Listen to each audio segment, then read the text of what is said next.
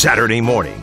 And that means it's time to catch up on the local and statewide high school sports scene. Welcome to High School Sports Talk on ESPN Radio 94.1. Now, here are your hosts, Matt Hatfield and Coach Ed Young.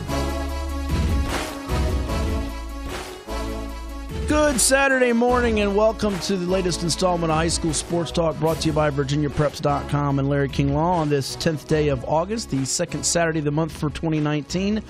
I am Matthew Hatfield, and I'm not even going to attempt to do my Ed Young voice because the paint in this building... Oh, boy.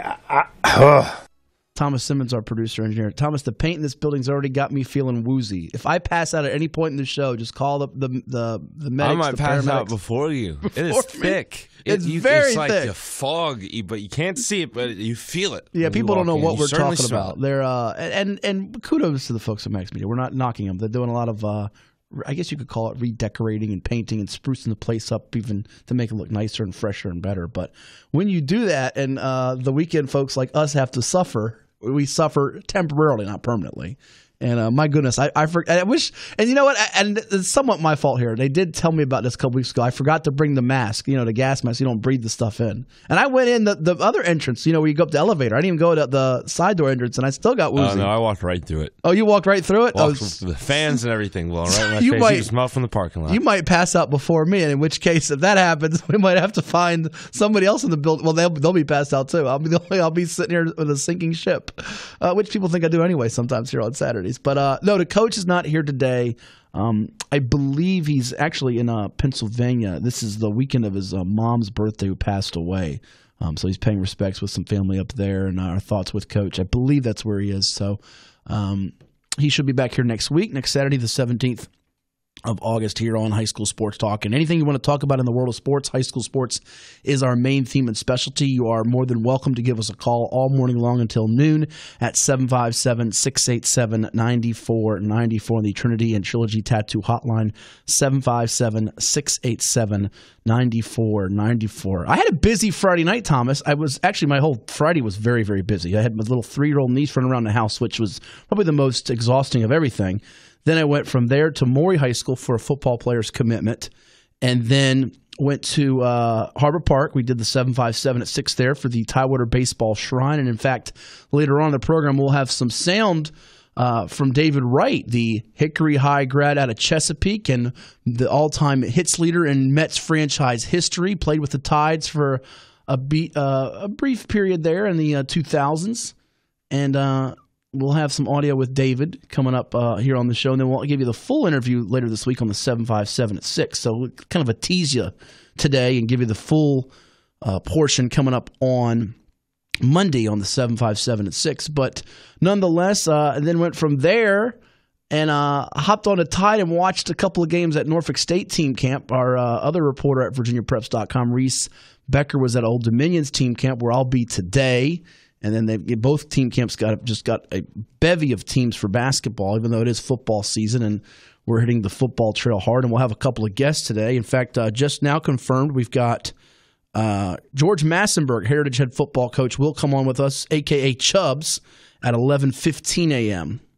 And then we'll also be talking before that with the head football coach of the Western Branch Bruins in Chesapeake. That's Greg Gibson, coming up at about 10:45 or so this morning. And we may hear from Wayne Lance of Atlantic Shores. I've reached out to a bunch of coaches, and with their schedules and practices and scrimmages and things of that nature, they're extremely busy at this point. So we're going to slide them in when we can. We'll slide some audio when we can, and we'll want to hear from you at 757-687-9494. So we'll take your calls. We'll hear from the legendary Keith, I'm sure, from Smithfield, and so much more here throughout the morning on High School Sports Talk, presented by VirginiaPreps.com on ESPN Radio 94.1. Might even put up a poll question or two on HS Sports Talk 941. HS Sports Talk 941 is our Twitter page, where we put out some links of a ton of content as well. The hottest team in baseball, though, my goodness, they are the New York Mets. And it made me think of last night with the Syracuse Mets in town. And no Tim Tebow. So all you people like Thomas still are looking forward to seeing Tim Tebow. You just have to find some other reason to go to Harbor Park. And there's a lot of good reasons to go to Harbor Park. Yeah, I want to boo him. You want to boo him? Why do you want to boo Tim Tebow? I don't like Tim Tebow. He's too good at football. What did he do to you, though?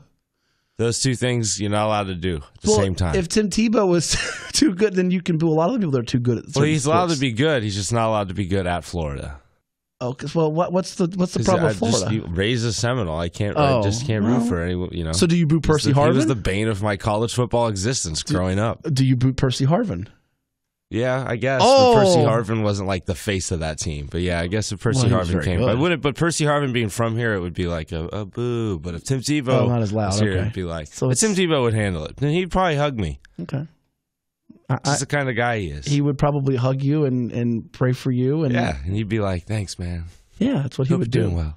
Before we go, he just bought another mansion down in Florida. Well, just the other day, because I was looking up all this news, trying to find news about Tim Tebow's injury and whether or not he's going to play. The only news out there on Tim Tebow is that, hey, bought another $2 million mansion down in Florida. But they have a lot of different guys that have played Major League, over 1,100 games from what Robert Fish told us last night on the 757 at 6. So they have. Before we go to the phones, though, the Mets 7-game win streak. They're half a game out of the wild card. So you know what? All the Mets fans, I've been beating them up all year, and I just want to give them a little spruced up here, Thomas. Do we have that wonderful song just to get everybody raised up this morning? You know, Mike and Mike love to do the good morning song. I want to get people in a happy-go-lucky, cheerful mood for this jam-packed edition of High School Sports Talk with this lovely tune. Even though they're no longer affiliated with the Tides, and they did give out Tidewater Tides hats last night, 2,500 people, the first 2,500 that got there. There we go. The Mets, a walk-off win over the Nats. Meet the Mets. That's right, meet the Mets. Step right up and greet the Mets, not beat the Mets. Bring your wife. You're guaranteed to have the time of your life. Maybe not your wife, but you will. Pow! Right in the kisser. Over the wall, east side, west side. They're hotter than the Yankees, who lost last night. That's why coach isn't here, Thomas. I figured it out. The Yankees lost. All the comments on this YouTube video are just Mets fans. Like, who's ready to lose this year? Oh, they're just a depressive bunch. They are. But wish we could go back and tell them. These are all from 9 months ago. Wish we could go tell them. It'll be okay, guys. They almost became the new Cubs. And real quickly, he didn't play high school sports here, but he played with. I found out last night on the Puzzler that the second most hits in Mets franchise history is Jose Reyes, which surprised me. I got a chance to watch both those guys. I had no idea that. I never guessed that one. I was surprised by that. That's amazing.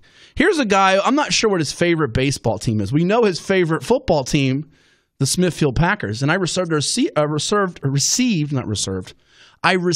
if I can spit it out right here, I received this preseason survey, is what I meant to say, of the Packers' second-year head football coach, Mike Newhall. So I got all the info, all the skinny on the Packers. We say hello to the resident Packer expert and loyal fan, Keith Holloman from Smithfield.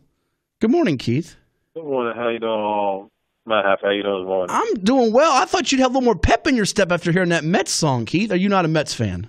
Not a Mets fan. Me and Young, we on the same boat together. Man. Oh, you're a Yankee fan. Yeah, I got Yankees. I've been a Yankees fan almost 20 years. Well, that's not as long as Ed, but still, it's loyal. So you became a fan when they started winning. Nice to know. Now, do you root against the Mets, or do you have no issue with the Mets?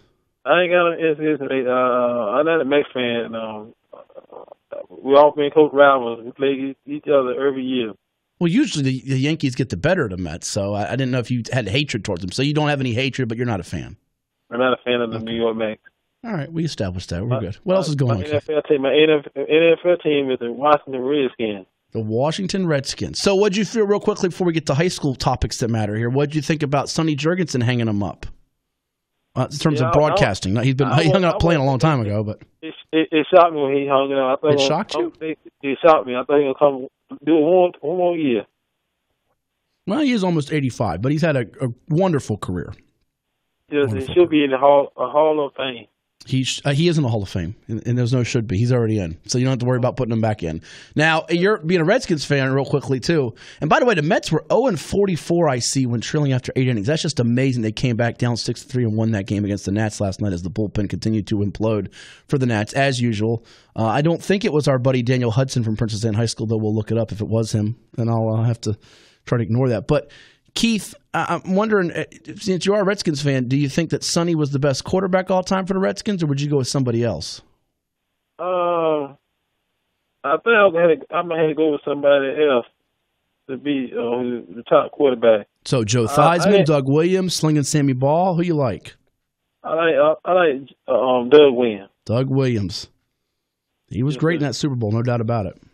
And then you got Mark Rippon, used to be the quarterback of the Redskins too. He was, and he won a championship, but I don't know that he makes top 5, Keith, because I would probably have to put. I mean, Slinging Sammy Ball is a different era, but I got to put him up there. I got to put certainly Doug Williams up there, Joe Theismann up there. I'm not sure I put Mark Rippon in the top 5 because he really only had a couple of good years. Yes, sir. And we got some NFL breaking news last night. It's a trade in the NFL. Breaking news. Yes, sir. We had some local players do well, which I'll tell you about in preseason games. But what's the breaking news? We got Eli Hurl. He traded to the Philadelphia Eagles. That's right. Thomas was a happy camper about that, right? Well, we traded a Penn Stater for him, so it's a tough one. So it's a wash for you, right? Yeah. Well, no, they traded an undrafted free agent tackle, though, who would have been drafted had he stayed in college for a year. But Eli Harold's a beast of a defensive lineman. That might explain why Eli didn't Eli Harold sacked Tom Brady twice in one game. He did for the Lions, and we had him on, but that would explain. About a week or so ago, I reached out to him, and I didn't hear back from him either about coming back on. So maybe he knew it was coming. I don't know. He's usually pretty good about coming on anytime we ask him. So yes, and one was Xavier Rose got in the first last night for Minnesota. Jalen Holmes got a sack. Jalen Holmes actually had. Well, it's funny you say that, Keith. I'm glad you brought that up. Since we'll now do a little NFL preseason bite here. Jalen Holmes had 2 sacks, but they only credited him with a sack and a tackle for loss. So I guess it was. I didn't see the play, but it was one of those like quarterback design runs, if you will, where he gets hit behind, which you have more of these in college and high school than you do the pros. So they didn't give him a second sack, which he should have had. They gave him a sack and a tackle for loss. But nonetheless, a lot of praise for Jalen Holmes. There was a question mark and something we threw to him here on High School Sports Talk and on the 757 at 6 about, end tackle, what's your position? But I think he's shedding that moniker, that label of not being that position guy. He's good enough to play either spot, and he's really rising up the depth chart. Got a chance to see the field and get a lot more playing time. Yes, sir. Last thing, Al. We got a scrimmage late Friday evening, 6 o'clock, against the War Raiders. Who's that? Smithfield does? Smithfield. Didn't you say you retired, though, Keith? Oh, the boys try to tell me, man, come and help. We got a young team. I'm trying to get it more to the leaders. There you go, Keith. To the young guys we got out there this year. And I'm trying to get the young guys to know how the situation, how to play the game. Well, that's good that you're doing that. Now, so can you officially announce here on High School Sports Talk to our worldwide audience that you are officially unretiring this morning? I'm officially unretiring to help the young kids to get better and be a team leader on the team. You got to be a team leader. There you go, Keith. Breaking news. Hit the tab. We got breaking news. Keith is officially unretired for the third time, ladies and gentlemen. Breaking news. He has broken Brett Favre's record. Look at that, Keith. You're better than Brett Favre. You broke his record for unretiring, and that is a good man of you to support our youth, to help our kids. Way to go, Keith. Yes, sir. And also, my birthday is Monday. I'll be 43. Wait. Your birthday is Monday? No, this month we play the game. We play King Falk on the day 30th of August. So what day is your birthday? What's the date? Not the day, the date. The 30th. August 30th. Yes, sir. Okay, yours is 17 days after the person you're talking to. So. Yes, sir. There you go. Y'all have a nice day. You too, Keith, and a happy early birthday. Enjoy your weekend. That is the one and only Keith Holloman from Smithfield. Nobody's better than Keith. Try trumping that guy when you come on here. I love it. He is unretired. Birthday party for Keith. Oh, I love it. Stevie Wonder birthday song. Flowers, cakes, presents, and Smithfield football. What's better than that? What is better than that? I think they will be a little bit better than last year. It was sort of a rough rebuilding year after Reggie Chavis left for Norview, and I believe I forgot to ask this to Kermit Buggs last week at Kings Fork, and it's my fault for forgetting. He threw me off when he mentioned that Garrett Williams committed to Temple just live on the air like that. We didn't even know about it. Usually I'm prepared for players that have committed. But I think Reggie Chavis, who used to coach at Norview and Smithfield, is an assistant now with Kings Fork. I got to double check that, maybe follow up with Coach Buggs. And maybe if he's listening, because I know he does listen, he can text me in if he is on their staff or not. I don't want to say something that's incorrect, but I thought I had heard he was on the Kings Fork coaching staff, which is good for Kings Fork and for Coach Chavis. But nonetheless, keep an eye on, Keith didn't say it, but a young man by the name of Chris Gundy for Smithfield. He's going to be a real two-way threat for them. maybe even a Division I talent. He's got a good chance to be. He's class of 2021. He's the one to keep an eye on. They lost 17 seniors from a year ago. We'll take a timeout. More to do here on High School Sports Talk, presented by VirginiaPreps.com and Larry King Law. Give us a call at 757-687-9494. And keep that dial tuned right here to ESPN Radio 94.1. Recapping another busy week of prep sports, it's High School Sports Talk on ESPN Radio 94.1. Back here on High School Sports Talk, presented by VirginiaPreps.com. I am Matt Hatfield. Thomas Simmons on the other side of the glass as the coach Ed Young is out today. Again, High School Sports Talk brought to you by Larry King Law. Engineering Action, you call 757-INJURED for Larry King, and make sure you keep it tuned to VirginiaPreps.com. Your phone, your computer, your tablet. We've got loads and loads of high school sports information, football news, recruiting stories, previews, the top 10 countdown coming up, and so much more. And also team camp schedules if you want to go check out some basketball this weekend. ODU Norfolk State team camp. We got message boards, everything you want when it comes to high school sports. You can sign up for $100, get $75 in Adidas gear for free when you sign up between now and August 24th, or you can just peruse the free content and interact with the fans on the message boards for free. We caught up with the wide receiver for the Maury Commodores who earned first-team All-Region honors, Deshaun Peel, as he became the third Commodore to make his college choice. We talked with C.J. Beasley in the spring. He committed to Virginia Tech, the running back. Darian Varner, the defensive lineman, who committed to Temple a few weeks back. And now wide receiver Deshaun Peel headed to Navy. Here's what he told us about it on ESPN Radio 94.1. Here with Maury High School class of 2020 wide receiver defensive back Deshaun Peel, a first-team All-Region performer a season ago for the region champion Commodores, and makes his college football commitment today of Navy, double-digit offers. Deshaun, how's it feel to get it out of the way now and you can exhale? I mean, it feels great getting out of the way. Now I can just focus on the season. Yeah, that's what I mean. Now you had a bunch of different options. In fact, on the table there you had Howard. Looked like, is that your little brother who initially grabbed the hat? You ended up picking Navy, though. What was it about Navy that made them the best choice at all the options you had?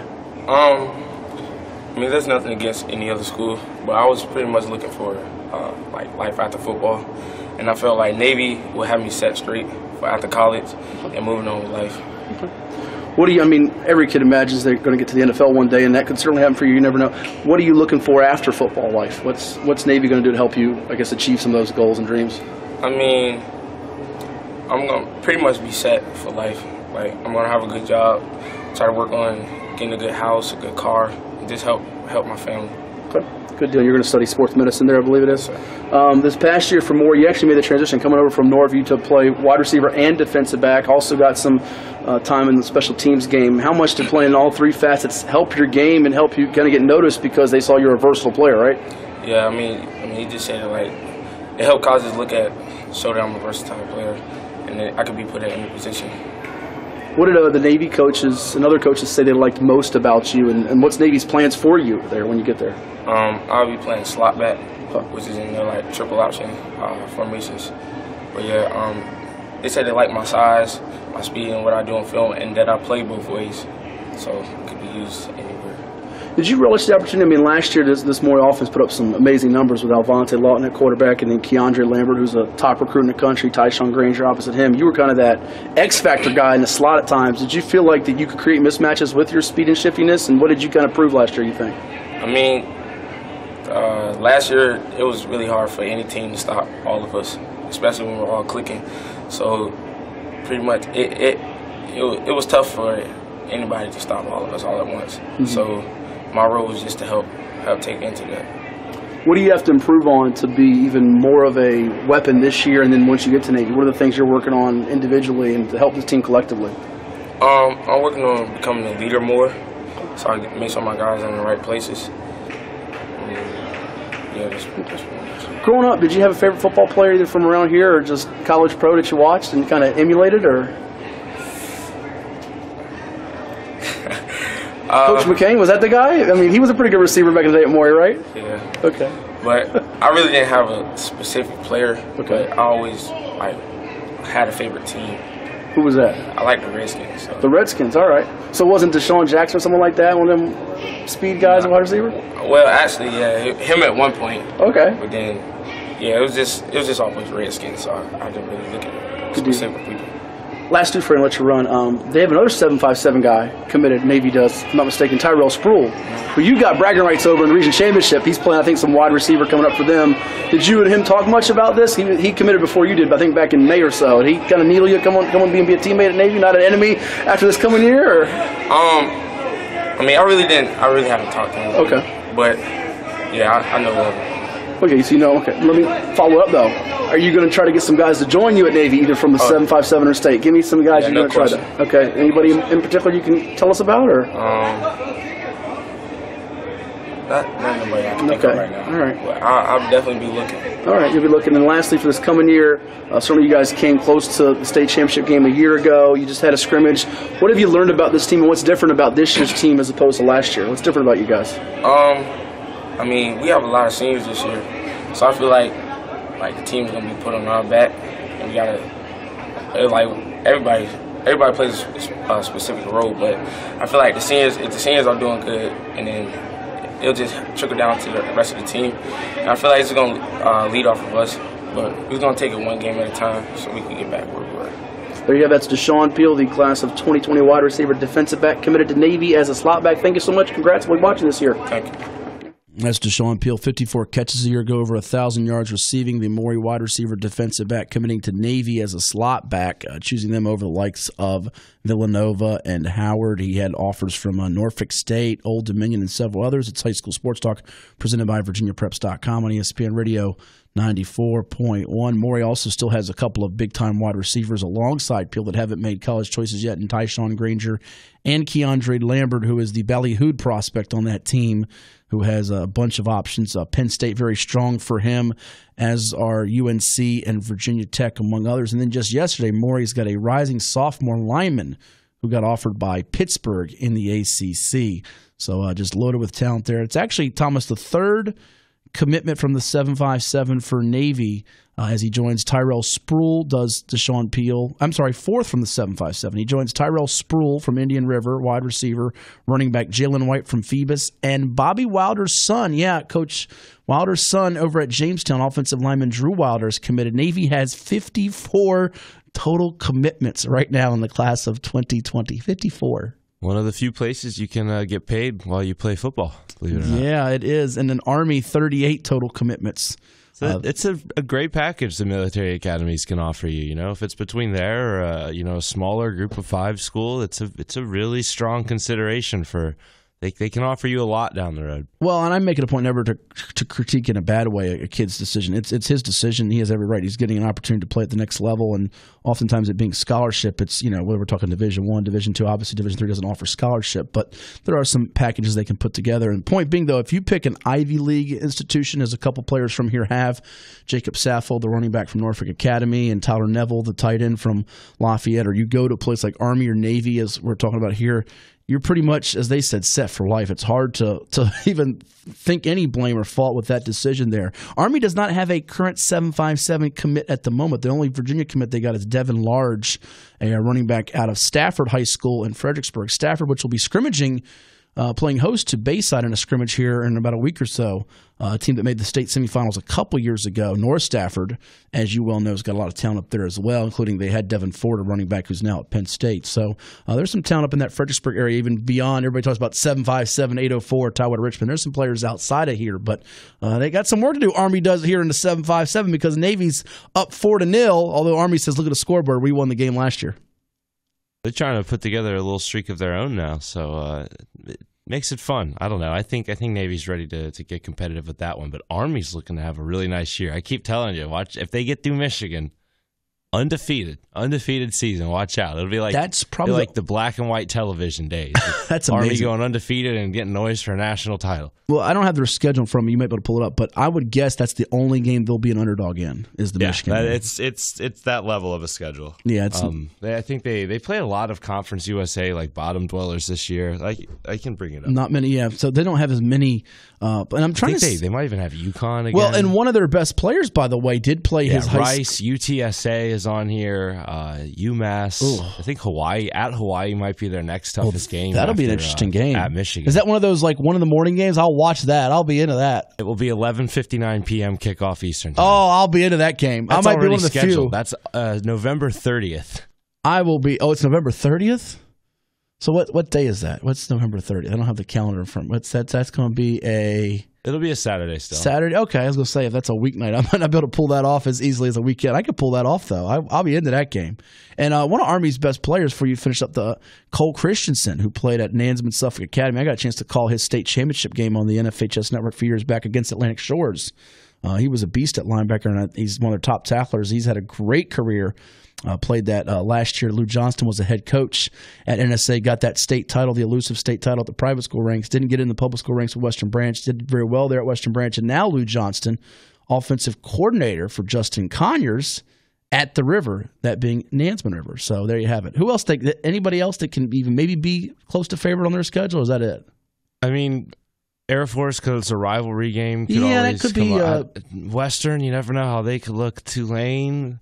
It's certainly not Morgan State. I don't think Georgia State's not. If it was Georgia Southern, that's a game they could lose, but not Georgia State. San Jose State, UMass, VMI. There's nobody but Michigan. I just don't see a lot of losses on here. They open with Rice. Double-digit wins for them. I wonder what their over-under win total is for the year. It's got to be around 8 or 9. You would think. It might be 9.5. I mean, the only games that I would say Michigan is a very tough one, and then you'd probably, Navy could become a toss-up depending on how the season goes, and it's always that rivalry factor. It's going to be a close game, but they'll be favored in that one right now. How about that? And it makes me think of relating it to high school terms, the rivalries. Maury Granby's a big rivalry, since we're talking about a Maury kid who committed to Navy and Deshaun Peele. I remember one year, I think it was Bobby Rome and Chris Bell, senior year. Bobby Rome, who's now head coach at Virginia University of Lynchburg in our state, and Chris Bell, who went to Penn State, wide receiver. I want to say it was 04-05. Granby was undefeated. In the last game of the year, they lost to Maury, who had a losing record. So what I'm getting at is, what if Army? What's happened with these two teams? There's plenty of history. What if Army beats the Code Breakers? Is about an Army football team that was undefeated and lost its championship season to Navy. What if they beat Michigan?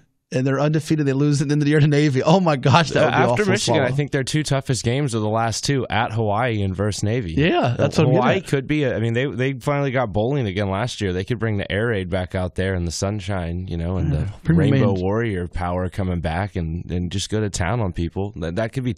It's sometimes tough for the. I don't know. The academies generally have the smaller backs, so they can match up with an air raid, but.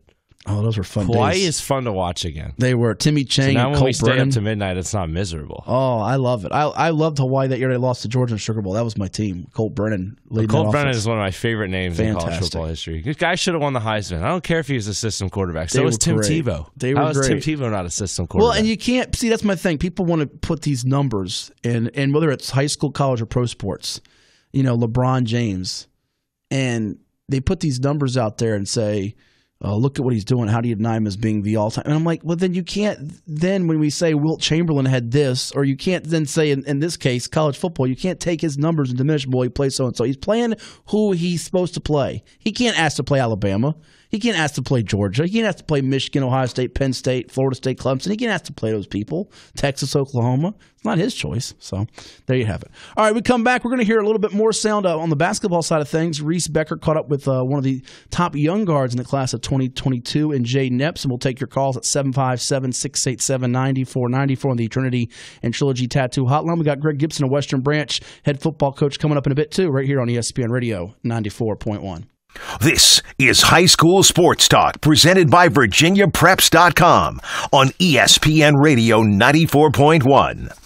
Nothing like a little Toto here on High School Sports Talk, presented by VirginiaPreps.com and Larry King Law, as we talk to you on the 10th day of August. High school football season, folks, it's about to crank up here. We are literally 13 days away. Actually, it might be 12 from what Lynn Burke was telling me with Greenbrier Christian. He's going to try to go out there for that game and file us a report there on the 22nd of August. But some of the private school teams in action that week. The public schools get it going the 29th and 30th of August with games, scrimmages starting all across the area and state next week. In fact, Maury got a scrimmage in on Thursday against Gonzaga, who's ranked 15th in the land by Max Preps with 4 Division I commits on the offensive line. Heard Maury did well in that scrimmage.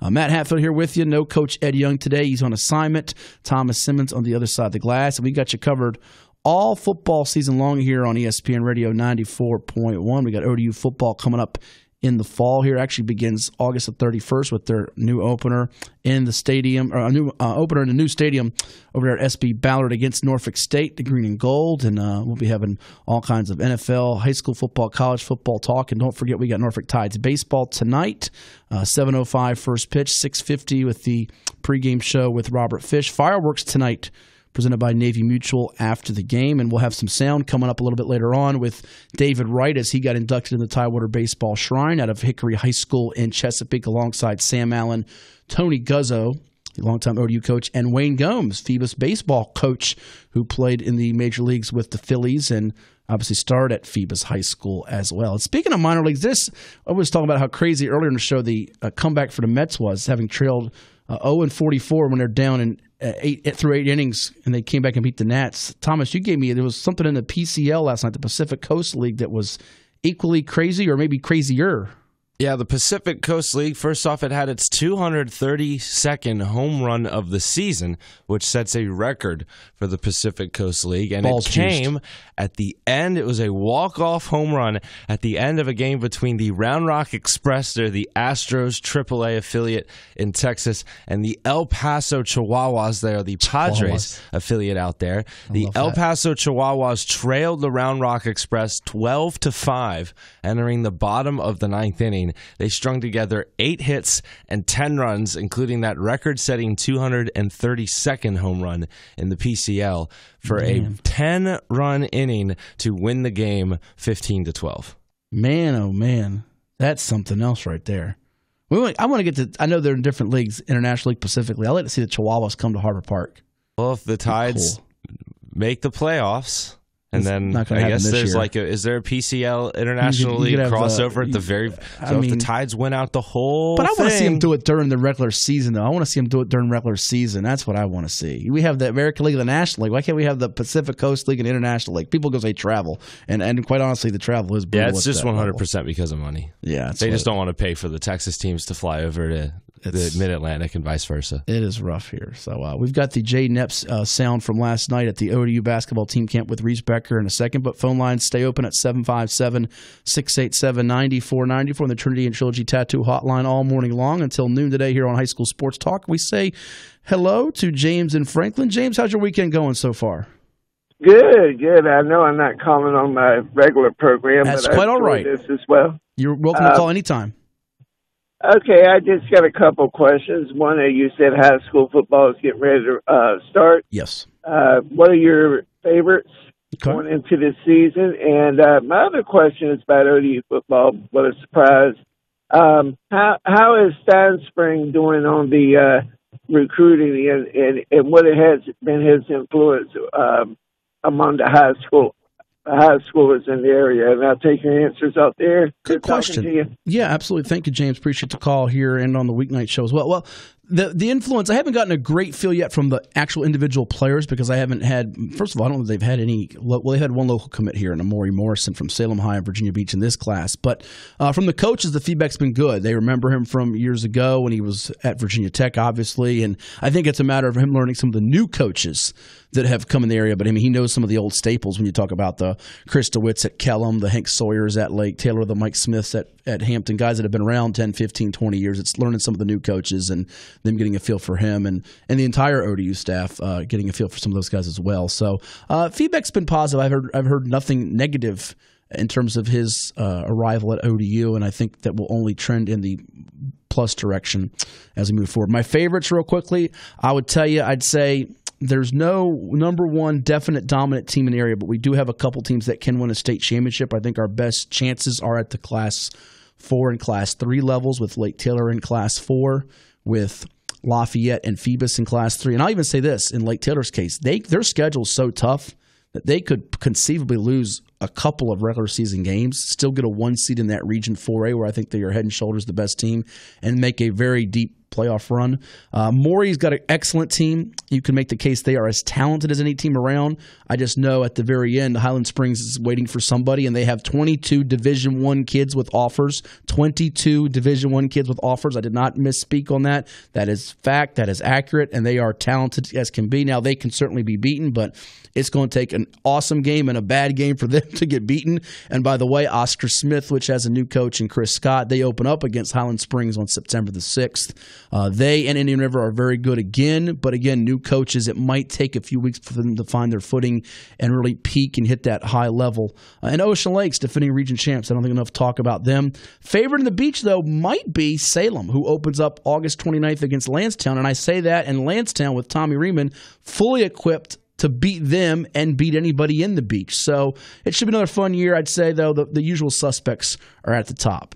And we'll actually push that Jayden Epps because we got Greg Gibson coming up from Western Branch. He's the head football coach of the Bruins in Chesapeake as they look to make some noise this year. That's coming your way right here on High School Sports Talk. Don't go anywhere. It's your local sports connection, ESPN Radio 94.1.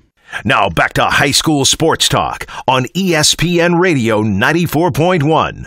Presented by VirginiaPreps.com. Here's Matt Hatfield and Coach Ed Young.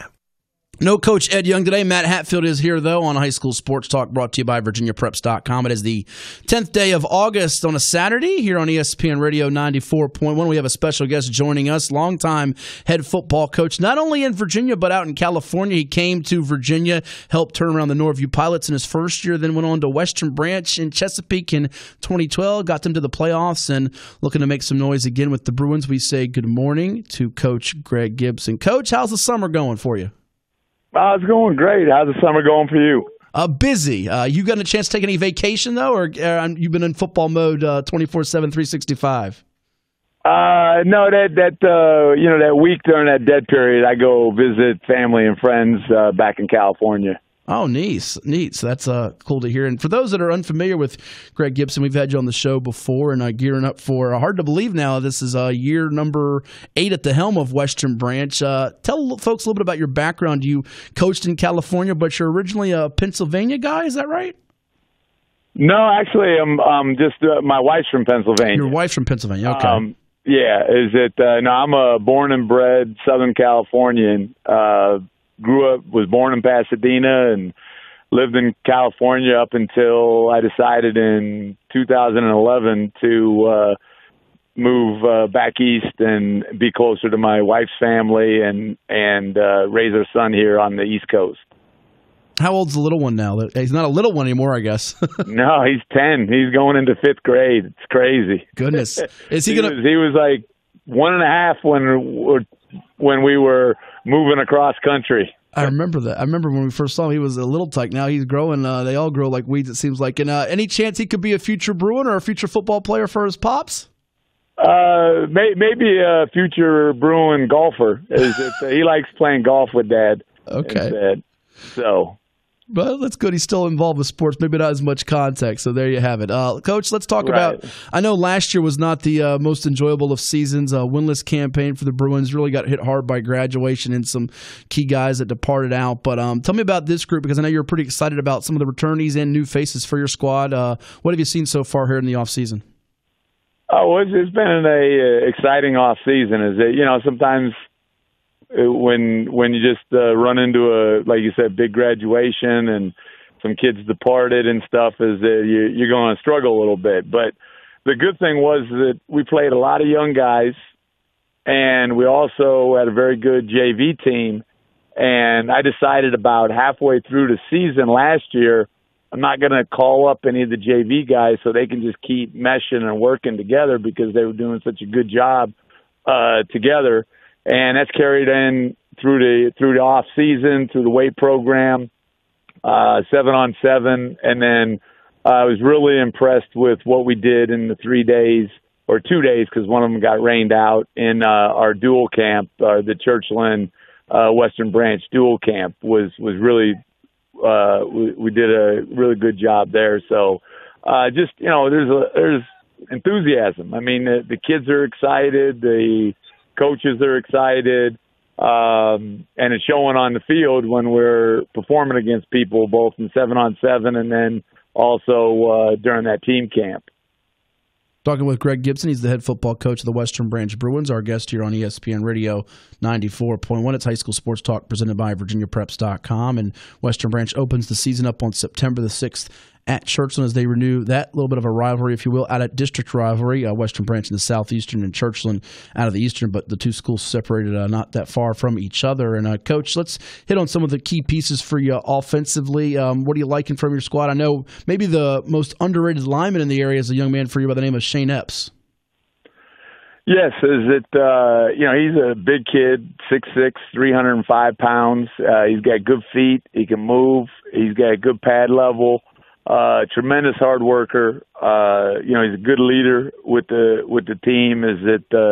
He leads by example. He goes in, he hits the weights hard, comes out and practices hard. And I'm expecting big things. And then just like I kind of look at him like Deshaun Dixon a few years ago, where completely, under the radar, I guess is the best acronym to explain.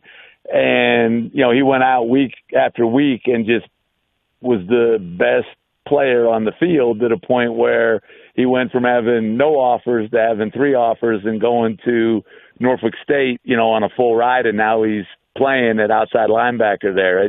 I really look at him kind of as the same way as Deshaun was a few years ago. Good to hear. Now, offensively, any other pieces we should keep an eye out for, be it on the line or in the backfield for you? Because I know running the football will be certainly a point of emphasis, and it's been a big staple of your programs everywhere you've been. Right. I'm really excited about the players that we got. Eron Edmonds is going to be a real good running back for us. Jashawn Frazier, who was our JV quarterback, he's gonna do some things. I'm looking forward to watching him. Our quarterback from last year, Jalen Bryant, I moved him to tight end, and he's done a great job at tight end. And and we got a transfer in from Deep Creek. He moved into our area. Anthony Warren, he's going to be a good player for us at running back. At running back, we really got a good group of guys. We've got Joseph Frohl, who, if you remember last year, had that unfortunate, really bad leg break. That's right. Yeah. In the Nansemond River game, and he was our best defensive player last year before that injury, but he's back 100%, and he's going to be playing running back. And then also, I'm really excited about a freshman, Shamik Blizzard, who's really showing some promise here in training camp. You mentioned a freshman there in Shamik Blizzard. And, Coach, I'm always curious. You're a veteran coach, so you've been around and had success in various spots. I want to know your philosophy on ninth graders, because some coaches, whatever sport you're talking about, be it at the high school ranks for football, basketball, baseball, you name it, they're a little timid to play that ninth grader. They'll be more, I don't want to say favoritism towards the senior or junior, but certainly loyalty. They've been in the program. They're more experienced. But your take on ninth graders and how you get them ready, and certainly I imagine the camp that you guys had at Western Branch had to help that learning curve, if you will. Oh yeah, and that's the thing is that getting that live contact. I can sit there and watch him play running back and see whether the moment's too big for him, and whether it's not. Because at the same token, you don't want to. You know the young man's talented, but you don't want to push it to where he's just not ready to compete at that level, and then it ends up hurting him psychologically because he's used to just dominating at the middle school level, and now all of a sudden it's a whole different game. So you have to kind of watch that and see if the moment's too big for him, and then dial it back and then let him play JV. But after 2 days of watching the camp, is that I'm like, he's good enough to, and his emotional and his physical. He's a big physical kid too. He's 180 pounds as a ninth grader coming in playing running back, and he was also in the junior, I forget what it's exactly called, but he made it all the way to the junior nationals for track. Okay. So, he's fast and the moment's not too big for him. So he's going to get a shot during the varsity scrimmages to see where he kind of fits in the puzzle with the other running backs. But we got a real good staple of running backs. Robert Cofield also is a running back coming back for us. He's going to be playing our fullback position.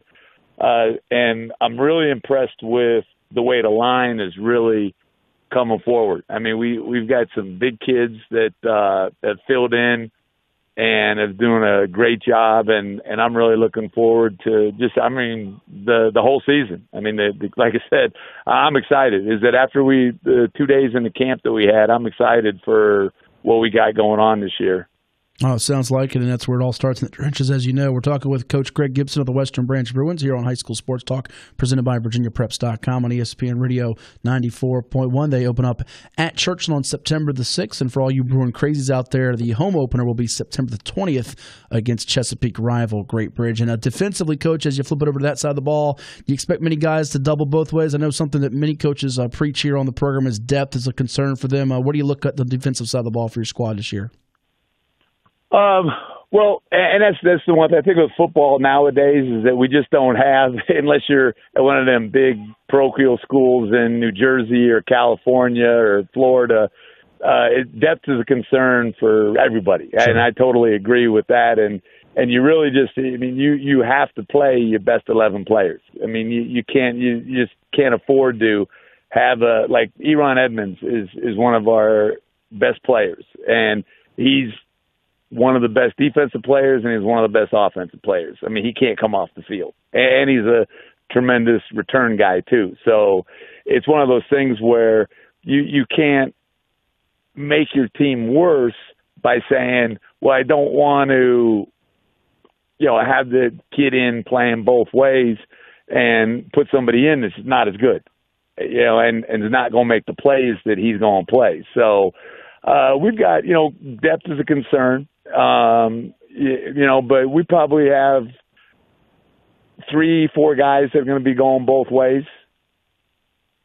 I have a couple linemen that are competing for starting jobs on the D-line also, and then Joseph Frohl be a two-way starter. Eron Edmonds will be a two-way starter for us. And then, like I said, maybe a couple defensive linemen. Okay, and last two for your coach, and appreciate your time this morning here. Greg Gibson, our guest from Western Branch, head football coach there on ESPN Radio 94.1. And I know this isn't the most pleasant of topics sometimes, but certainly it's the elephant in the room. We've seen so many transfers in our area and the state. I know all your years of coaching, you've probably been on both sides of that. You've gotten guys and also lost some guys, and unfortunately, last couple of years, some guys have departed.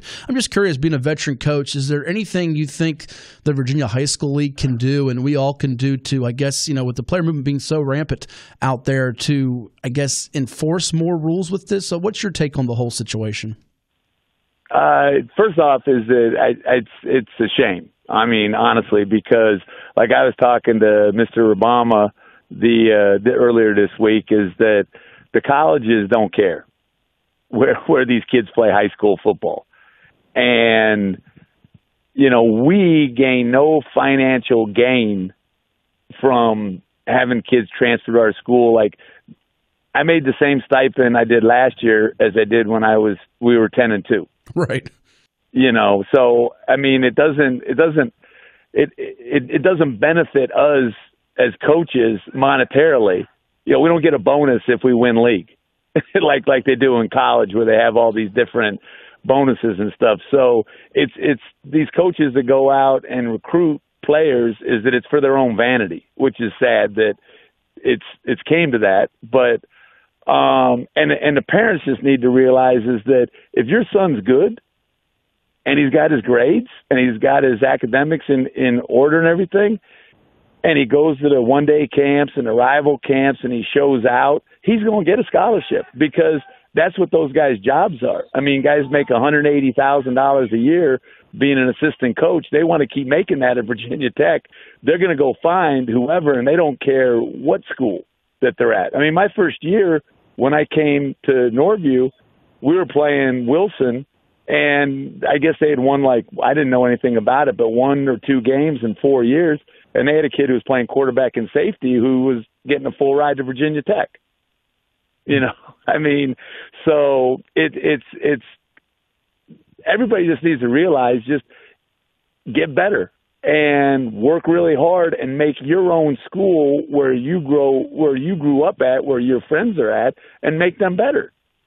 And as far as the VHSL, there's 2 things that one thing they do in California, and then one thing I learned that they do in Texas that has really helped curb the transfers. In California, wherever you establish your residency as a ninth grader with that parent, that is your home school and that is your guardian. So you can't move, like let's say your parents are divorced or separated or whatnot and they live in different districts or different, attendance areas. Mm-hmm. You just can't go move with your dad or your mom and go play for that high school.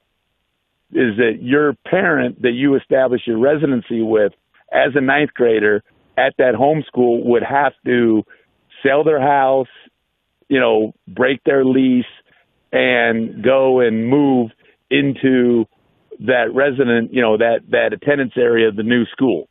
That's the first thing they could do. And then the second thing they could do is in Texas, and I didn't know this until one of my players had transferred to Texas. The family moved to Texas, and I got a form from the Texas coach, and where I had to sign, and the principal and the AD had to sign, but under mine, and it was separate from the principal and the AD, and it said, this move is being done for non-athletic reasons, to the best of your knowledge. And so I signed, of course, he's in Texas, and I faxed it out, and I talked to the coach, and I said, what if I didn't sign that? He goes, he can't play football. Oh, wow. He can come to school here, but he can't play football. So I said, he said, because about 6-7 years ago, or actually probably be about 8 years ago now, he said we had a big problem with transfers. And then so what they did is that they put that one extra, line in there, and the head coach has to sign off and say, to the best of my knowledge, this transfer is being done for non-athletic purposes. And so the kid could leave and go to that school and be a student, but they can't play sports. Interesting. Well, Coach, we thank you for the go ahead. So, and just one of the things I didn't get a chance to really talk about the defense at all. Yeah, but go ahead. They're once again, we had a real good camp with the defense, and I'm looking for, like I said, is that Alvin Falk is playing real well at linebacker, along with, like I said, Joseph Frohl and Eron Edmonds, and there's a whole group of guys. Jarrell Kopic playing corner for us. Ty Todd's also our other corner. Carter Glasser is our other safety, along with Eron. And they're really looking good, and they did a real good job in the camp with the guys up front as well as the secondary. So just overall, I'm excited about the season, and the kids are excited, and the coaches are excited, and so we're ready to kick it off and have some fun and renew our rivalry with Churchland. So it should be fun. Yeah, it should be the 10-year break, reviving that Friendship Cup, the rivalry between Western Branch and Churchland, and it'll get started at the Swamp over there at Churchland on September the 6th. And good barometer for going into district play. My mosquito spray. What's that?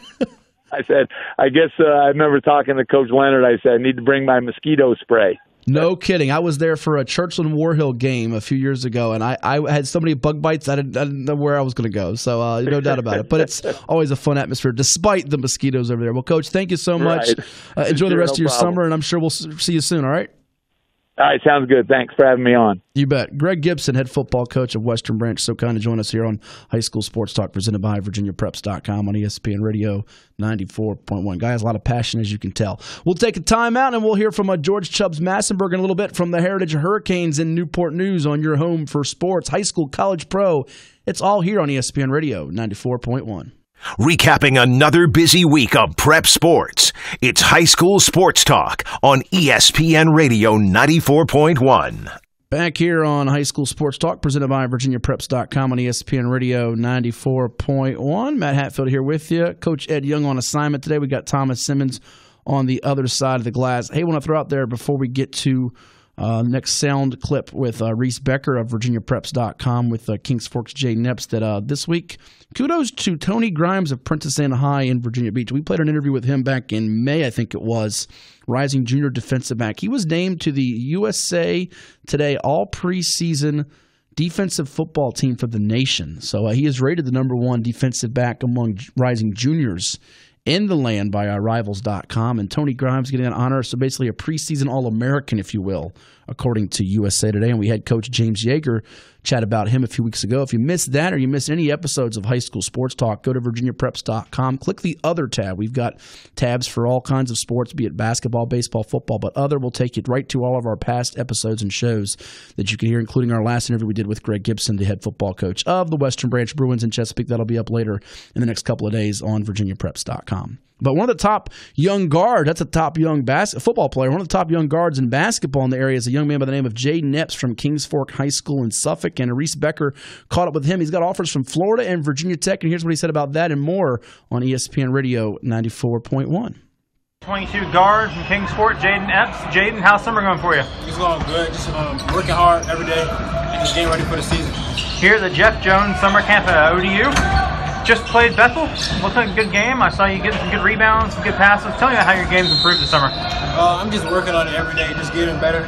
I'm trying to facilitate the ball more, get my teammates involved, and be more of a leader. You and your brother came from Gramsci. How's that transition been? I mean, how do you like Kings Fork so far? It's good. I'm bonding with my teammates, getting to know my teammates, and just getting ready for the season with them, working hard with them, and just getting ready for my team. You guys have a loaded team of 2 transfers from Lakeland, Quentin Livingston and Brandon Campbell. How have you all meshed together so far this year? It's good. Us practicing together, us being with each other every day. It's getting us together and getting us ready for the season. What do you learn at a camp like this? You know, it's almost football season. You know, you got while the basketball season starts. What do you learn at a camp like this with all these other teams here? It's just getting us, teaching us how to play with our teammates. Us getting to know each other more. We practice together, but us playing together lets us get to know each other more. I saw you have 2 offers so far from Tech and Florida. How's recruiting going for you? It's going good. Coaches are in contact. The recruiting process is fun. It's always fun. The help that I got is just fantastic.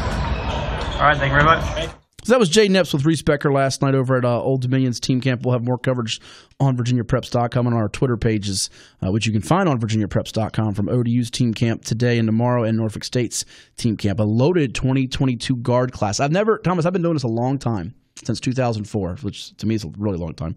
And I've never seen as many guards, rising 10th graders, that have as many offers. And people say, what does offers mean? You can't commit on the spot now. If a school offers 6 kids at a position, what do you mean? Well, but it's an acknowledgement that they can play and that they like them and they think they have Division I talents. And you've got him, you've got DeJuan Campbell at Kickotan, you've got Kanye Clary at Princess Anne, you've got Donald Hand Jr., who helped Lansdowne win a state championship as a freshman. He's the son of Donald Hand Sr., who starred at UVA, a stepson of Coach Dwight Robinson, in fact, from Lansdowne. We talked about that a few weeks ago at Virginia Wesleyan. Just that 2022 guard class is incredibly talented, and some could argue that Jayden Epps might be the best in that crop, as he's already been offered by Florida and Virginia Tech after 1 high school season, which is remarkable.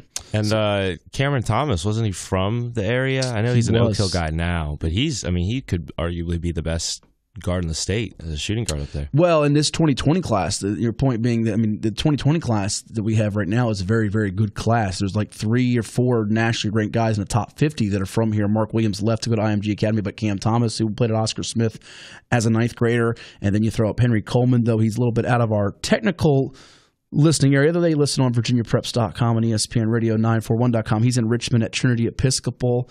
Recently released a top 7, as did Mark Williams. And so this class coming up of rising seniors is great, but that 2022 class might be the deepest and most talented guard class that I can recall, and doing this in almost 20 years. So impressive stuff. We come back. We got George Chubs Massenburg of the Heritage Hurricanes in Newport News. We'll chat with him right here on your home for high school sports, college sports, and pro sports at ESPN Radio 94.1. This is High School Sports Talk, presented by VirginiaPreps.com on ESPN Radio 94.1. Hope everyone out there is enjoying their Saturday here in August. It's High School Sports Talk, presented by VirginiaPreps.com on ESPN Radio 94.1. I'm Matt Hatfield, and at this time, we're joined by a special guest. He is the head football coach of the Heritage Hurricanes in Newport News, gearing up for year number 9 at the helm.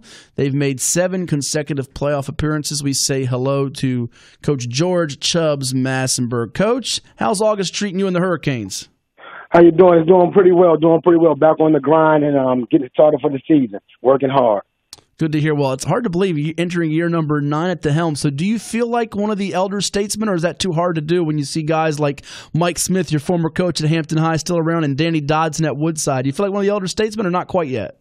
Not quite yet. I've been around pretty long now within the district, just happy to and blessed to be in a position I'm in, working with some great guys. But I don't consider myself one of the older guys yet, with Dotson and Coach Smith being the longest tenured. I guess I'm the third longest tenured within the district. I take pride in that, and just blessed to have the opportunity every day. Well, and you've consistently made a program at Heritage High School that has great history going back to when they won the state championship in 2000, but fell in some hard times, 0-10 the year before you got there. Got them to 3 wins that first year, and you've been to the playoffs every season since. And with that in mind, and we had on one of your former assistants who took a head coaching job in Newport News, and Rodney Taylor of Menchville a few weeks back. Give me some of the words of wisdom that you were passed along from Coach Smith and that you would tell young coaches out there as they prepare for their teams and seasons. Granted, you're worried about your guys, and we'll get to those in a second, but what do you share with young coaches and guys from your staff that become head coaches? I'm just extremely happy for Coach Taylor. He's been at Heritage ever since I've been there. He had the opportunity to become a head coach. He's going to do great over there at Menchville. It's not going to be the same Menchville that it used to be, with Coach Taylor over there. I tell all the young coaches coming into the district, have passion about it. It's a daily grind every day dealing with young people, being responsible for some of the things that they do as well. It's just a daily grind, and you have to have passion. And you have that love the game. Some days you think the kids don't feel like going to practice. You always have to be upbeat and ready for practice and just ready to teach them each and every day. And let me tell you, folks, take pride in it. Yeah, no doubt. If you see Coach Massenburg before a game, he's got that coffee with him. He's ready to go. He's got loads of energy as he gets his Hurricanes ready for battle over there at Todd Stadium or Darling Stadium or wherever Heritage is playing. And I hear this a lot from coaches about culture, changing the culture, and getting them to buy into things. What was the biggest thing you had to do to get Heritage back to where it could compete? What was the thing you had to do to get things turned around over there? Basically, just lead by example. We're in the weight room, we're working, the coaches are working, just getting those kids motivated every day. Every day that I go into work, going into practice, I don't consider it a job because I've been doing football ever since I've been 6 years old. I haven't missed a year of football since I've been 6. So it's sort of like if I'm not around football, I'll probably get sick, But every day I just go in with a new attitude, trying to learn new things for the kids, teach the kids new things, and just make sure they grasp everything that we're trying to give them each day. We're teachers out there on the field, educators first, and just teaching the kids basically everything that they need to know, not only about football, but just about being great young men. We're chatting with George Chubs Massenburg, the head football coach of the Heritage Hurricanes, our guest here on ESPN Radio 94.1. It's High School Sports Talk presented by VirginiaPreps.com. You can follow Coach on Twitter at CoachMass5800. And by the way, Heritage opens up the season August the 29th at War Hill. And Coach, looking at the team for this year, beginning on the offensive side of the ball, you graduate some key parts, I believe, in Darius Price, your quarterback, Trevon Faison, your running back. But I imagine you got some good parts waiting in the wings there at those positions and all across the offensive side of the ball. Tell us about them. Yes, sir. Losing Price and Trevon Faison, that was tough for our offense. However, we have some good young guys who had a lot of play time last year, who've been in the system for a while. We're still considered to be young, but we're mature on the field, so to speak. A lot of guys have learned the system. We have Jayden Epps, who's probably going to be our starting quarterback this year, young kid, 11th grader, just a tremendous athlete. He's going to take over the quarterback role, in our running back, Isaiah Bosman, who saw a lot of time last year when Faison had the ankle injury, along with Michael Simmons. Both of those, Michael Simmons is a 10th grader, and Isaiah Bosman is an 11th grader. So they're going to carry the load in the backfield. We have Roderick Webb, who's back at the receiver. Jalen Gibbons, who's going to do some great things for us as well. Daviante Robinson is going to play a little bit of receiver this year. X is going to play. He's small in stature but big in heart, and he's a game changer. But he's going to be a great asset as well. And also a newcomer that we have, Angel Prop, basketball player, two-sport athlete. He's going to do some great things for us on the field as well. We have high expectations for him. So, like I said, we're young, but we're mature on the field with some guys who have playtime experience. Well, we know you guys are a balanced attack that running the football and passing it, but it sounds like from what you're saying, the wide receiver core could be really intriguing with you. You mentioned Jalen Gibbons, Daviante Robinson, and Roderick Webb. He's a kid that really popped when I watched you guys live in on film a year ago. I think some schools at the next level, I dare say, are sleeping on him. He's got a chance to be a real good one, doesn't he? Yes, sir. He's just a tremendous athlete. You know, he plays both sides of the ball, a return specialist. He had about 5 returns last year, kicks and punts, you know, and things like that. So he's electric when he gets the ball. And a lot of teams are probably going to key on him, which is going to open it up for Jalen Gibbons, who's probably going to be a sleeper, but he's going to be a good one. Yeah, and looking at the trenches there, offensive line, defensive line, you're a former lineman, so that's always a key spot. How many guys do you expect to double, and who are some of the names and faces we should know up front? Malik Simmons, you know, he's coming back for his 3rd year as a starter. He's going into his junior year. That's the younger brother of Nigel Simmons, who's now at Virginia Tech. But Malik Simmons is going to play the offensive guard for us. We have another young kid, 10th grader, Jalen Price. The coaches have nicknamed him Baby Warren Sapp. I asked him who did he know who Warren Sapp was. He looked at me kind of puzzled and didn't know who he was the first day of practice. And the next day he came back and said, "Coach, I like that nickname. I think I could be like him." So he said he went back and researched and found out who Warren Sapp was. But he's going to be a key contributor on offense and defense. Also, we have Keyshawn Lynch. He's a transfer. He transferred from Mitchellville at the beginning of the middle of the school year last year. So he's going to be starting offensive tackle. Jeremiah Magwood, he's back from last year, as well as Moses, who's going to be playing center. So we have a couple of guys back on the offensive line, which is a positive. You know, Coach Linwood and Coach Weymouth Williams are doing great jobs with the offensive line. So I always say that's the foundation of the team. You know, we get those guys to believe and work hard, where I think we're going to be just fine. And we'll focus on your defense here in a second with George Chubs Massenburg, head football coach of the Heritage Hurricanes, our guest on ESPN Radio 94.1. It's High School Sports Talk presented by VirginiaPreps.com in a moment. But you said the kid didn't know who Warren Sapp is. Man, I'm feeling old, Coach. I had this discussion with a buddy of mine the other day. His kid didn't know my favorite athlete of all time was, I'm a Malone Stockton guy, so Karl Malone from the Jazz NBA days. But these kids don't know guys that we were watching years ago. I mean, I imagine you and your coaches sit there and go, my goodness, these kids today, something else. Yes. Now, he knew who Ndamukong Suh was, but he didn't know Warren Sapp. So I was like, hey, I must be getting old.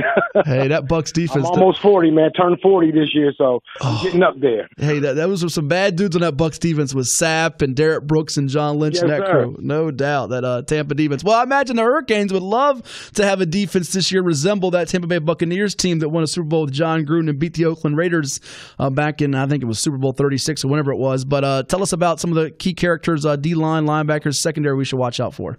Some of our offensive linemen are going to be going both ways. Like I said, Price, he's going to be one of our defensive tackles. Keyshawn Lynch, he's going to start at defensive end, and Kyrie Watson-Hubbard. Now, this kid he is electric. He's a fast kid. He's kind of undersized, but he's hard to block. He's going to be playing one of our defensive ends as well, Kyrie Watson-Hubbard. Linebacker is going to be Caleb Martin. Another young kid by DeJuan, he's going to be playing a linebacker. He played JV last year as a 9th grader, so he's going to be playing our inside linebacker. Davionte Robinson, back again, a 3rd-year starter. He started as a freshman going into his 11th grade year. Just had a great offseason, added about 10 pounds, and increased his speed. So that's a plus for us. He kind of puts me in the mind frame of Dimitri Holloway, and I don't want to give him that type of credit yet, but he's going to be a good one. He's going to be a good one. Dowdy Niabatonga, he's back as well, one of our starters from last year. He's going to play our rover. We have Antoine Coles. He played running back for us some last year, as well as strong safety. We're going to play him at a corner with Roderick Webb. And Angel Prock is going to be at the safety, the kid that plays basketball. So we're excited about, some of the pieces that we have on defense. Going to try to do a couple of different things on defense to confuse some people instead of just sitting back, maybe attack a little bit more. But we're just excited about the defensive side of the ball. Coach Ivy Ellison and Coach Butch Orey, he came over from Mitchellville. They're just doing a great job with the defense as well as Fabian Davis, our offensive coordinator. He's doing a great job with our defensive backs as well. So we're just excited about, the learning that's going on out there with our guys.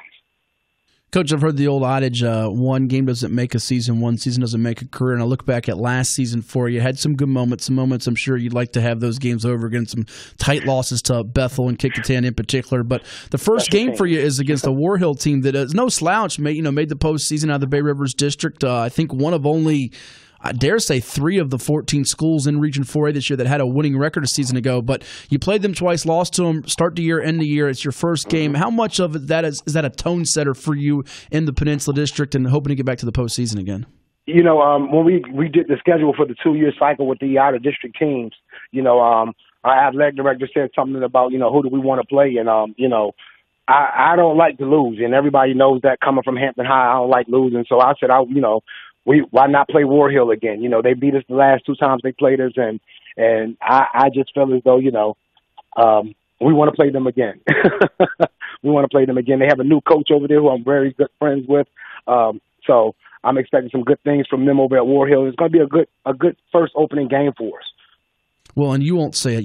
Us experts, and we get reminded by guys like yourself this all the time. I feel like if you get that game, the schedule, it's never easy. Everybody in the Peninsula District has athletes, and there's some talented teams and different schemes you're going to see. But some of the traditional powers on your schedule on the back end with the Woodsides, the Hamptons, the Phoebuses in October or later. So that game, you could be looking at a really nice start. And every game matters now with this new postseason format to get in the playoffs, right? Yes, sir. Yes, sir. Like I say, we're going to go in every game like it's a playoff game. A lot of people are saying that our schedule is kind of, heavy on the back end, as you said as well. But I look at it as, so much parity within the district. You just have to come out and give every opponent your best, and that's the mindset that we're trying to put in with our guys. Give everybody your best effort. Every down. So we just want to continue to get better and look at that first game as a measuring stick for what we need to do to improve. Well, Ed Young's not here today, but he told me to tell you that you'll be 5-0 going into October if you get that War Hill win. So there you have it. Matt Hatfield didn't say that. It was Ed Young. I appreciate it, Ed, and I definitely appreciate that. Hey, well, he'll be repping the Hurricanes, I'm sure, if you get that to make him look right. And then lastly here, give me a thought on the overview of the Peninsula District. We know Coach Smith is over there at Hampton. He's always got some tricks up the sleeve, if you will. Phoebus is coming off a state championship game appearance. Woodside, I think, is going to be a real strong contender, especially moving down from Class 6 to Class 5. Everybody on the south side sort of forgets about them. They look at the Indian Rivers, the Salems, the Nansemond Rivers, the Morys, and rightfully so, some quality teams there with some prospects for the next level. But give me your thought on the Peninsula and how it shakes out. I always say that the Peninsula, we have some great athletes. The parity that's going on right now within the district is great. I just think that, you never know who's going to win a game on Friday night. So when you come out there, you're excited about those games as fans. However, I do believe that, right now within the district, Woodside, I believe that Woodside has a very, very strong team. They got 2 big transfers with the Natola boys moving over from Minchville, which is going to solidify their defense. But, and I respect Coach Dotson a lot. He's been around for a long time. We're good friends. We always joke around during the off season about lifting weights, making sure the guys are getting in there. So I look at Woodside as being a pretty strong contender, as well as Phoebus and Hampton. Phoebus, Coach Blunt does a great job over there. I have a lot of respect for Coach Blunt as well. He does a great job over there. And I just know that Phoebus each year, they put competitive, they are a competitive team. And Hampton High, they have Coach Smith.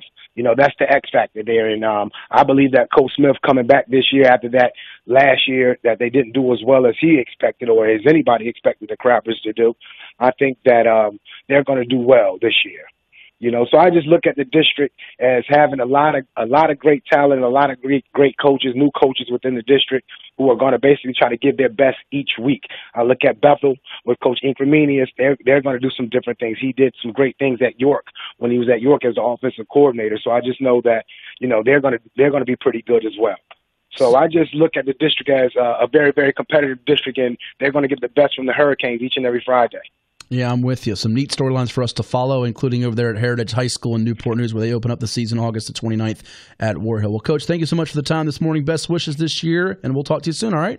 I appreciate it. Thank you. You got it. George Chubs, Massenburg. Go Canes, as he says here on High School Sports Talk, presented by VirginiaPreps.com on ESPN Radio 94.1. Looking for that 8th consecutive playoff appearance. And he has taken Heritage to the state playoffs before, going back to 2013 when they lost that state semifinal game to a Dinwiddie team that was absolutely loaded and went on to win the championship. So we'll see what's in the cards for the Hurricanes this year in a very interesting Class 4 field where I think people are going to say Lake Taylor's the favorite, but you don't want to sleep on a Heritage. And Ed might be right about that prediction. They might get off to a 5-0 start. He could be onto something.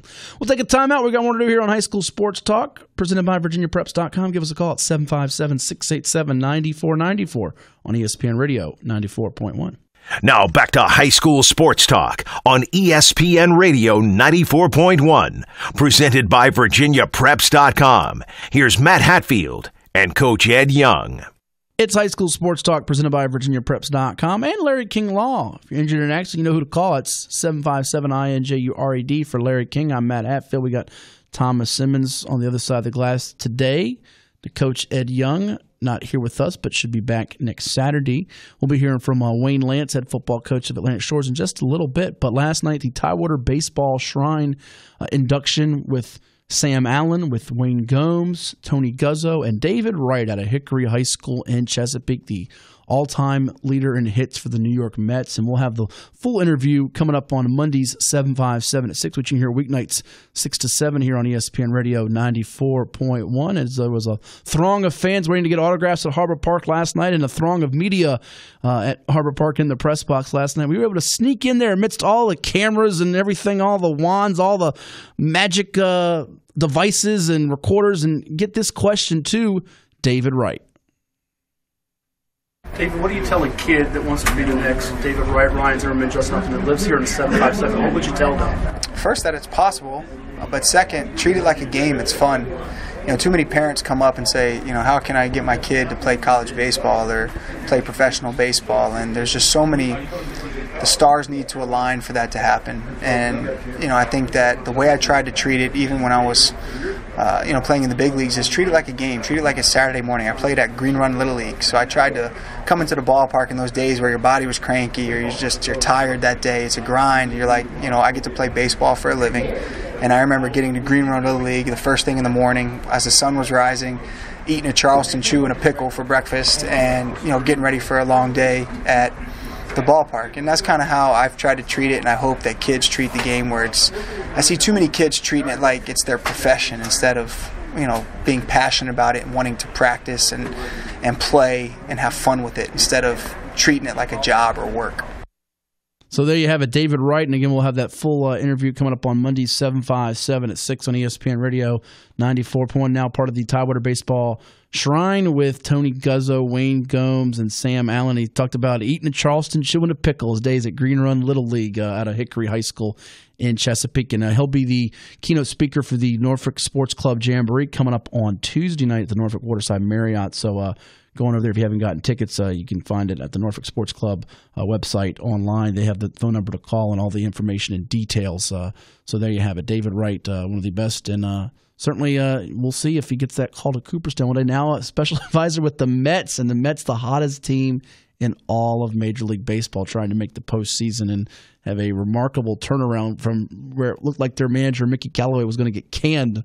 I think I fired him and Mr. Martinez in Washington both twice each, so you never know how it will go. So phone lines are open if you want to chime in with us at 757-687-9494 on the Trinity and Trilogy Tattoo Hotline. If you want to know about your high school football team's schedule, who they're playing, if you want us to go through it, we can do so this morning. You can always reach out to us on Twitter, too, at HS Sports Talk 941. That's HS Sports Talk 941 as the high school football season gets revved up here in just a couple of weeks here. A lot of interesting games to start the season, including we mentioned earlier with the coaches we had on, such as George Chubs Massenburg of Heritage and Greg Gibson of Western Branch, who they play to start off the season. But really the first public school set of games start August the 29th, which is 2 weeks from this Thursday, as the Beach will be in action with Cox at Ocean Lakes, with First Colonial hosting Kellam, Green Run at Tallwood, Princess Anne visiting Kempsville, who has the state's longest losing streak but trying to snap it under new coach Darrell Cherry, and Lansdowne at Salem, a marquee game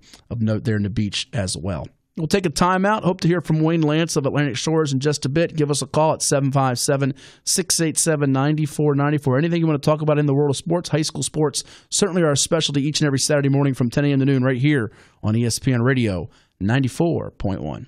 Recapping another busy week of prep sports, it's High School Sports Talk on ESPN Radio 94.1.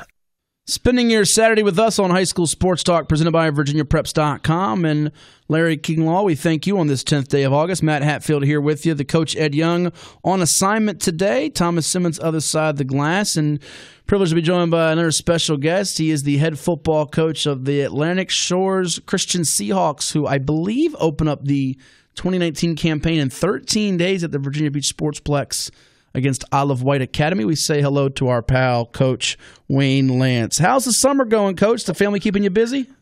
Oh, you know it. All the time, 24/7. 24/7. Well, before we dig into this year's team, I understand Thomas was telling me here that you used to do what we did. You used to have to call Grant Hill, I guess, for interviews and stuff. Tell me about this. I was, my internship in college was at a radio station in Lynchburg. I had actually Bob Sturm, who's now in Dallas, because I see him on the NFL Top 10 every once in a while. He was the host of the show. Oh, yeah. So my internship was to be one of the guys in the back taking the calls. So we've had guys call in. I answer the phone. Who's this?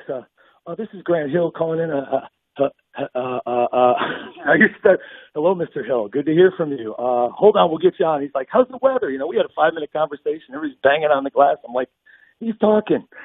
So it was pretty cool. Yeah. Did you save Grant Hill's number for us, or did you get rid of it? I'll see what I can do. Okay.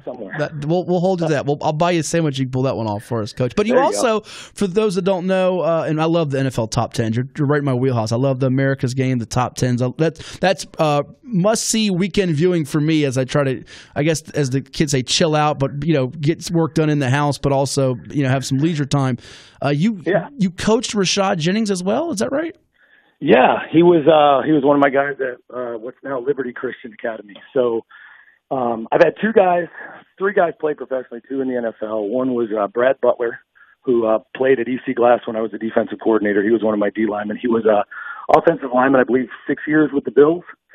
Played at UVA, and then Rashad. I've been pretty fortunate in my 24 years to have coached some guys who've gone on, and probably had about another 170 go on and play college ball. So it's been a good run. That's awesome, and you've certainly touched a lot of lives, both through the game of football and outside of the game of football. And I know you're tight with Rashad. I've seen some pictures every now and then on social media. I want to know that he gets you tickets to Dancing with the Stars, though. Did you get a chance to see that?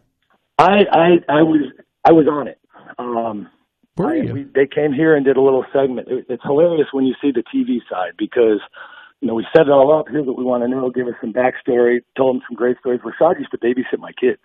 Oh, wow. So my favorite story is him. I come in the door. I hear my son, who's now a senior, screaming.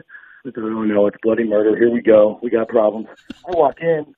My daughter is 16 now. She's in the bassinet, fed, changed, and asleep. And then Shad's laying on the floor, and Jayden's like doing Jimmy Superfly Snook off the couch.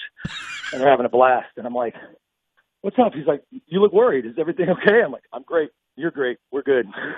But that initial shriek when you walk in the door is pretty funny. But yeah, they came in, they set it all up, and we did 2 hours of interviews, and I think they used a total of 7 seconds. So it's good times. That's how it works, though, but always the memories there. We're talking with Wayne Lance, head football coach of Atlantic Shores, our guest here on ESPN Radio 94.1. It's High School Sports Talk, presented by VirginiaPreps.com. And is that correct? Your opener is against Olive White on the 23rd? Yes, sir. At the Sportsplex. So go out there, all you football fans, Atlantic Shores fans, go root on the Seahawks in that matchup. And, Coach, let's talk about some of the guys to watch out for this year, beginning on the offensive side of the ball. Who are some of the names we should know? Chase Larman is our quarterback. This is his third year at the quarterback spot for us. Done a great job. Had a few injuries last year, but he's well past those. And so looking forward to doing a lot. We threw the ball quite a bit last year, 365 times. So we can sling it, and we get after it that way. So. And got a few of our receivers back. Jayden Lance, Shaquan Boyd, probably the 2 biggest returners we have from last year with catches. Jayden had 52 last year, and actually is our school's all-time leading receiver in total catches in a career. I think his goal is to try to hit the yardage mark this year, but we'll see how that goes and how the season goes and how healthy we stay. Shay plays some defense for us as well, but we can move him around a couple different places to get him the ball. So he's a pretty talented athlete, has offers, UVA-wise, Virginia University of Lynchburg. So looking forward to what he can do. Running back, Amir Ali, he will be a sophomore. He played quite a bit for us last year. So those guys will carry a lot of it up front for us. We've got a few other talented kids in the mix. And our offensive line, we got 6 guys who started games for us. So hopefully that'll continue to solidify and give us some looks up front. Yeah, it's always where the game starts. And you are a fun brand of football to watch, having watched a few of your games in past years, even called one for television. And you mentioned your quarterback there, and Chase Larman, and you have Shaquan Boyd, who's gotten offers. And then that name, Jayden Lance, I'm going to guess he's kin to you, right? Yeah, he's somehow related to me. So. Okay. Good deal. Poor kid. What's it like though? Good genes. He's got the good genes, you said? Yeah. He's got the fast genes and the good genes, so he's all right. What's it like, though, coaching your son? I imagine it's got to be a joy for you and your whole family. It is. It's a little different. I think as a parent, I've always I'm not going to show any favor. I probably go more the opposite of making sure he works doubly as hard as everybody else, so there's never a perception that there's any wrongdoing. And on the other side of it, when you're around the game, like I have a sixth grader, he's my shadow, and that's one of the things, you're around it all the time. And Jayden can kick, long snap, do all the other things because he sat on the sideline when he had nothing else to do, and a football was his babysitter at practice some days. So you kind of pick up a lot of different things and watch a lot of guys. I think that's the one thing for Jayden he always mentions to the guys is, I got to play with Breon Britt. I've gotten to suit up with Kelvin Watts and Ryan Chamberlain and all those names. And so for him, he feels the added pressure of not only playing for your dad, but representing the guys who he got to watch play from the sideline as an eighth grader and do those things. So it's unique. Well, and oftentimes those coaches' sons, whether it be in football, basketball, baseball, you name the sport, they often have that little bit of a insight to how the games go, so they make the smart, heady plays, if you will. We're chatting with Wayne Lance, head football coach of Atlantic Shores. They open up the season August the 23rd at the Virginia Beach Sportsplex against Isle of Wight Academy. It's ESPN Radio 94.1. And, Coach, defensively, it's something we brought up with all the coaches, be it public school, private school. Depth is certainly the challenge. I imagine that's the case for you guys. But some names to know on defense for you. Austin Ganser would probably be the first one. Austin had 132 tackles for us last year, playing a linebacker position, does a great job. He's probably the strongest kid we have on our team. He's one of those bench 350 guys and squats 5+ and cleans 260. So he lives in there, and he runs a 4.5. So that's a good combination to have in him. Sean Carroll is another guy defensively who's been starting for us for a couple years. Those two really get it done inside for us and make sure everybody's in the right places. Defensive line guys, there's probably a mix of 6 guys who should get some playing time, from Pierce Billups, Jayden Lance, Bronson Waldemar. Those guys kind of all flip in and out because we run some multiple fronts, so kind of got some personnel groupings to keep us fresh. Zeb Howes has been a 3-year starter for us. So that group up inside really can get a lot done. On the back end, Shea Boyd again, Amir Ali, and then we have a young guy in Jalen Smith who's been getting some time with us in preseason camp, who looks like he'll come and make some plays along with Matthew Hall. So good group of guys. I mean, there's a lot of veterans who've played, and even in the years when we were making a run at the state playoffs and things like that a couple of years ago, they were getting some time, whether it was on special teams and other parts. And then they've been at it for a while and kind of working their way to respect. Well, that's my last question. I appreciate your time. I'm sure we'll get you back on here during the season and throughout the fall. Coach, I want to know, you mentioned state playoffs. Does this team have the makeup to get there? Give me kind of a breakdown of your schedule and of the teams you'd have to go through and kind of the private school scene, be it locally and statewide this year. Wow. There's a lot of good teams. And it's one of those things where landscapes change from year to year, because in private school you have some kids who leave public and come private, and some guys who go the opposite, and we've seen that with a couple other schools locally as well. So it really can change. For the most part, up to this point, I know what everybody had last year, and you're just kind of waiting to see through these scrimmages, like, who has what. And so traditionally, we open with Isle of Wight, followed by Hargrave and Norfolk Christian. So for us, that's the big 3 right off the bat. And then later on in our schedule, we go on a run, and I told our guys this, we play the last 5 state champions in 4 weeks. We'll play NSA, Christchurch, Blue Ridge, and Fredericksburg Christian on a run there.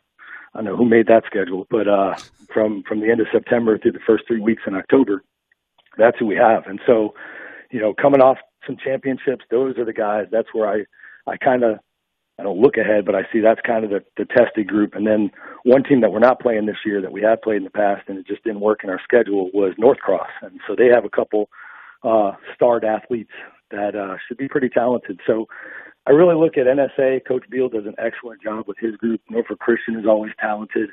And then North Cross down on the other end. And the boarding schools, you never know what you're going to get. It's a box of chocolates. That's pretty much how we look at it. The old Forrest Gump line. Yeah. And, outside of that, it'd be interesting on the Division III level for the most part. Roanoke Catholic's been running away with it for years, so it'll be interesting to see what other team in Division III, and those are the smaller schools, under 100 male enrollment, see what they can actually accomplish and get done to be able to step up and test Roanoke Catholic. And up in the top division, that's going to be an interesting one now. You've got Bishop Sullivan back in playing. You have Flint Hill, who's won a state title. A couple others, but those Norfolk Academy has been solid. And so sometimes you'll see some different things. And there's a couple big schools that don't participate in our playoff system because of their own scheduling. I believe Woodbury, Forest, and Episcopal are schools, but they have what they call the game, and it's actually in our playoff week. So they just go ahead and play their game because it's the ultimate game for them. Mm-hmm. So that kind of always throws me off when I look. I'm like, oh, Woodbury's awesome. And then you realize that they might not be able to play in those playoffs. So, yeah, it's always interesting to see. And then St. Chris is another team that's outstanding. So, yeah, it's always kind of a wait and see. You get through the first 3 weeks in September and you start to figure out who the really good teams are and who lost a piece, or maybe an injury took place in preseason, and all of a sudden it can drastically change the landscape. Well, I think all coaches talk about, can we stay healthy? But looking at your schedule, that's going to be really a key as you get to November to be healthy come playoff time. Yeah. We got 11. Didn't take the bye week. Our guys hate bye weeks. They're like, "Can we play 11, coach?" And I'm willing to do it just because I'd rather be playing than sitting. And so it's good experience. Keeps us kind of moving and grooving instead of sitting around a week and licking our wounds if we come off a loss. So that's what we do. We got 11 in a row, and we'll see if we can get in. Well, understood. Well, Coach, thank you so much for the time today. We wish you all the best this year and beyond, and I'm sure we'll be talking with you soon, all right? Yeah, no problem. Love the show. Thank you very much. Thank you, Coach. We appreciate you coming on. That's Wayne Lance, head football coach of Atlantic Shores, with us here on ESPN Radio 94.1. Seahawks open up the 2019 campaign Friday, August the 23rd against Isle of Wight Academy at the Virginia Beach Sportsplex. And that will do it for this edition of High School Sports Talk, brought to you by VirginiaPreps.com and Larry King Law. If you're injured in an accident, you call 757-INJURED. What we didn't squeeze in today, we'll do it next Saturday, the 17th of August, as the coach Ed Dunn will be back in the saddle. We thank Thomas Simmons, other side of the glass. I'm Matt Hatfield. Enjoy your weekend and keep it tuned to your home for sports, ESPN Radio 94.1.